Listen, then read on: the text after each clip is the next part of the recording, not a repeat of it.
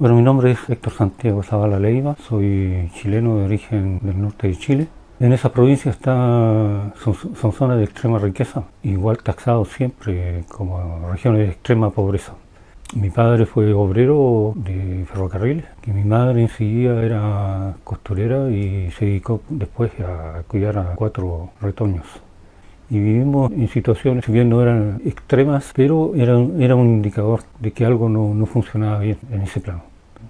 Y ello me llevó un poco a esta inquietud, a esta politización y al militantismo después.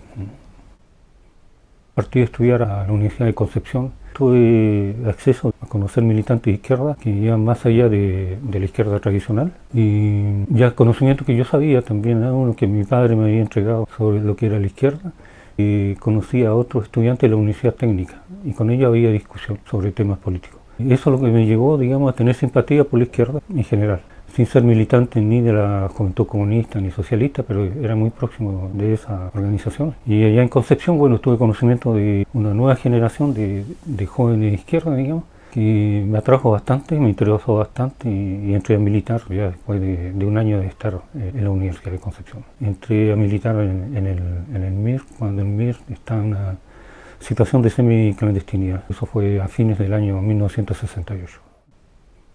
Fui destinado ya, digamos, a tareas bien específicas, informaciones tanto operacional para realizar acciones de tipo armado, o bien informaciones de tipo de inteligencia, concerniendo sobre todo la extrema derecha y la Fuerza Armada. El MIR tomó una posición nacional a abstenerse de hacer acción armada para no perturbar la campaña ni la elección presidencial de Salvador Allende. Entonces paramos todas nuestras acciones armadas. Nuestro trabajo de informaciones continuó. Yo pienso que fue una buena cosa, y esa noche del 4 de septiembre, junto con otros compañeros, salimos también a participar en el festejo, digamos, que hubo popular en cuanto a la victoria de Allende en el 70. A partir de la victoria de Allende, fui convocado junto con otros compañeros a fines de noviembre de 1970 para hacer un trabajo especial en Santiago. Junto con otros compañeros hicimos una pequeña célula de trabajo, organizaron ciertos temas leyendo la prensa nacional. Pudimos entregar esos informes al presidente sobre temas que él mismo escogía, y nos quedamos trabajando toda la noche, y al otro día le entregamos carpetas con las noticias sobre los acontecimientos que él quería tener. Y pasamos a integrar ya otro dispositivo, que era la creación de un servicio incipiente de informaciones, sobre todo para seguir, rastrear señales de atentados contra el presidente. En agosto de 1971 falleció uno de los grandes dirigentes del MIR, Luciano Cruz, que era la cabeza visible del movimiento. A partir de ese momento, la Comisión Política decidió crear un dispositivo de seguridad para la Comisión Política del MIR, es decir, para todos los dirigentes. Después de ese periodo entré a trabajar en organización y comunicaciones. Estuve trabajando hasta 1973 en ese plano, hasta que caí el viernes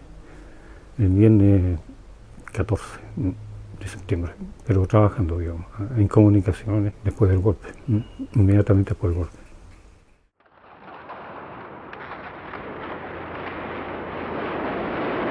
Las ametralladoras del tanque.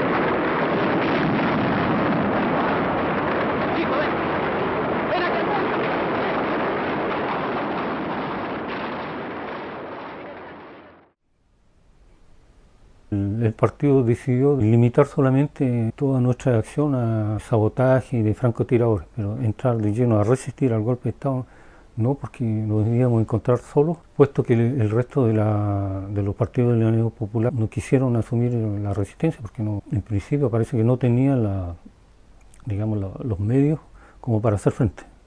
Nosotros sí, en una menor medida podíamos hacerlo. Lo que era en principio una resistencia automática pasó a ser después una resistencia limitada a esos dos factores nomás.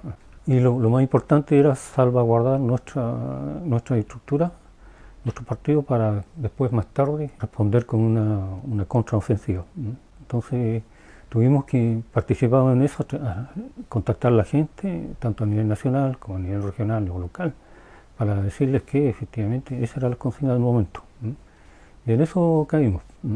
Duró desde el martes hasta el viernes, Normalmente el sábado deberíamos haber dejado el local y no se pudo hacer porque en una redada que hicieron general en las Torres San Borja caímos. Caímos, pero no fue por, digamos, nuestro trabajo o consecuencias de trabajo de comunicación de otros, no, simplemente fue porque habían informantes de Patria y Libertad, concretamente una señora ahí de edad que nos echó al agua. De la sexta comisaría estuve 6-7 horas y después nos llevaron en la noche al Estadio Nacional. Y allá comenzó otro interrogatorio, pero no fue muy organizado. Estábamos, digamos, en tercer o cuarto día después del golpe de Estado.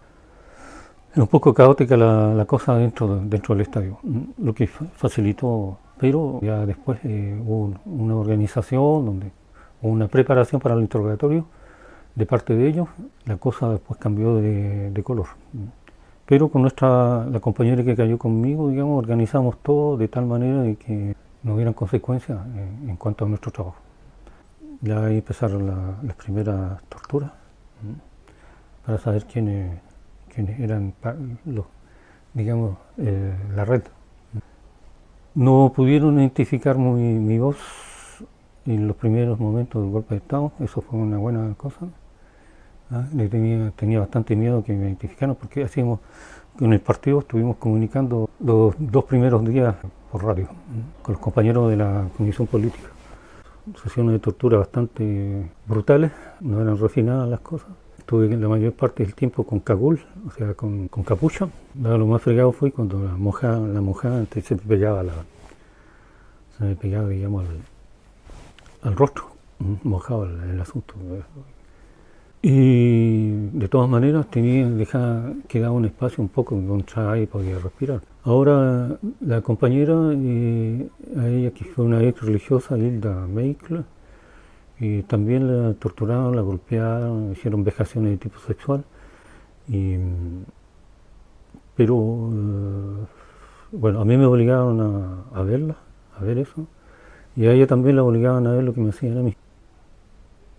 Tuvimos la suerte de que nos dejaron en el mismo camarín, que éramos como, yo digo, más de 100 personas adentro. Y cuando yo constaté que ella estaba en ese camarín, traté de hablar con ella, pero no inmediatamente. Yo pensé que podía haber sido una maniobra de los militares, un poco para hacernos hablar después enseguida, que tomemos contacto y hacernos hablar enseguida. Estuve casi un mes en el Estadio Nacional, 1 año en la cárcel pública, otro año en el anexo de la cárcel que se llamaba Capuchino, y en los últimos meses fueron 3 meses que pasé en el campo de concentración de Tres Álamos, el cual después salí libre, en la segunda amnistía que la dictadura decretó. Me quedé en Chile, tenía el compromiso de quedarme de todas maneras con mis compañeros. Tenía 23 años y ya era considerado un viejo cuadro y me quedé hasta que tuve, un problema en los pulmones.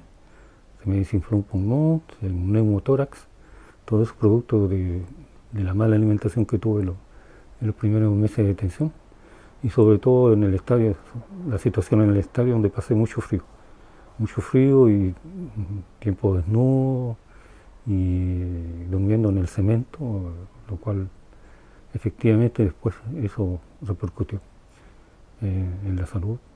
Y estando en esa situación, bueno, tomé la decisión de salir del país. Presentaron mi situación ante la Embajada de Francia y la Embajada de Canadá. Canadá no resultó, pero sí en la Embajada de Francia, y al cabo de 2 o 3 sesiones, entrevistas, me acordaron el asilo allá.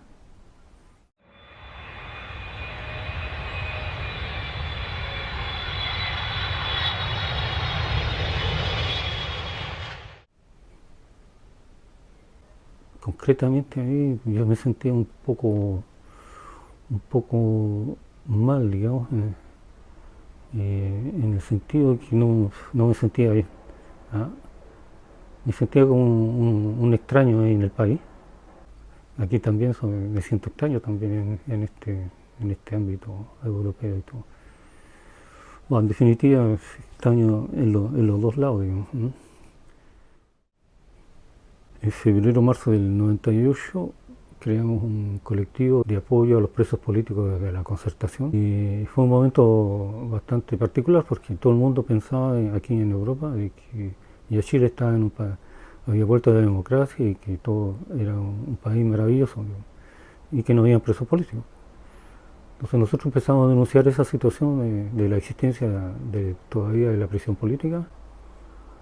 Estaba contento de haber cumplido una parte de mi juventud en cosas que fueron útiles y que estaban en relación con los proyectos sociales del periodo, después de la elección del 70, y contento de haber participado en eso, digamos. El hecho de haber también trabajado con los dirigentes del MIR y de haber conocido también los postulados de nuestra organización, en los cuales yo también creía. Yo creo que todo eso fue el aliciente que me ayudó a enfrentar todo lo negro de la detención y la tortura.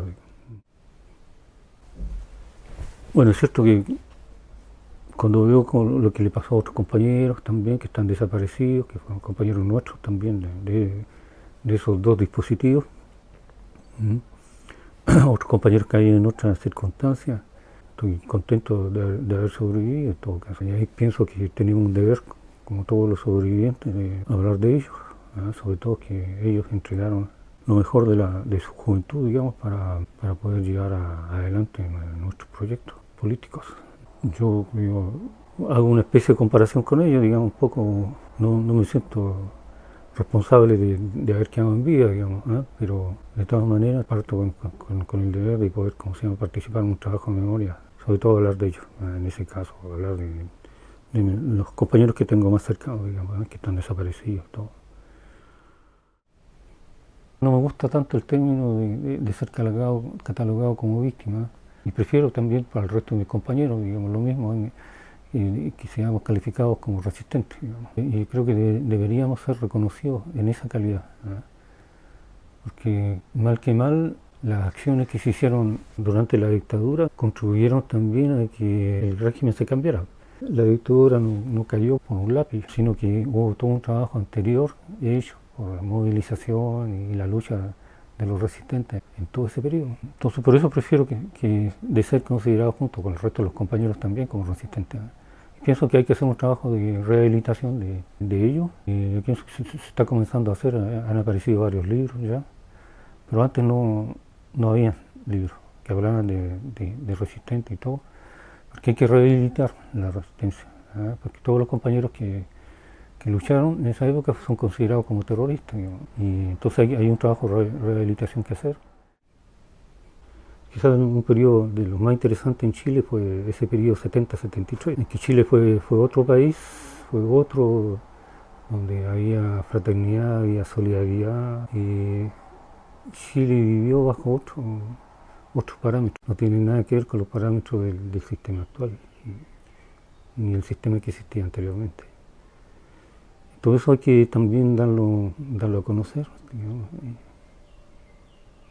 Yo creo que ahí tenemos los que quedamos con el pellejo todavía intacto, podemos tratar de contribuir. En ese sentido, bueno, hay que seguir nomás la cosa de la recuperación de la memoria y la lucha contra la impunidad.